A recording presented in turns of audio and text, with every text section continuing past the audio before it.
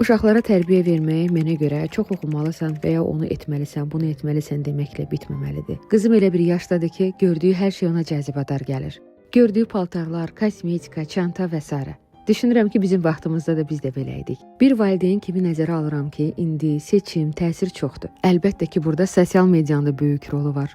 Elə buna görə də qızıma ilk başlardan ağlı kəsəndən pulun idarəçiliyini öyrətməyə başladım.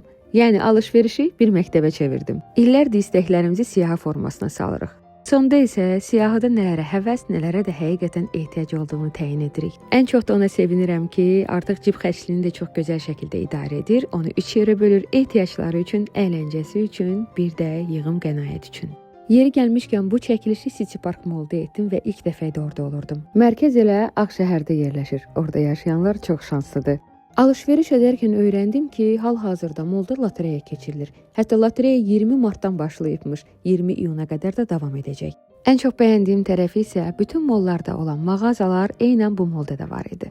Nə qədər ki lotereya var, düşündüm ki, elə alış-verişimi bir müddət buradan edəcəm. Çünki hər 40 manatlıq alış-verişə bir lotereya şansı düşür. Alış-verişimizi bitirdikdən sonra qəbzlərlə yaxınlaşdıq lotereya olan bölməyə. Hədiyyələri indi ekranda sizə göstərəcəm. Mən də şansımı yoxlamaq istədim.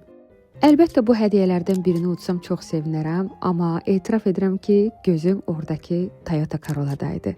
Yolunuz həmin malldan düşsə, mütləq qəbzlə siz də lotereyada şansınızı yoxlayın və utsaz mütləq mənə geri dönüş edin. Özünüzə yaxşı baxın. Allah amanında.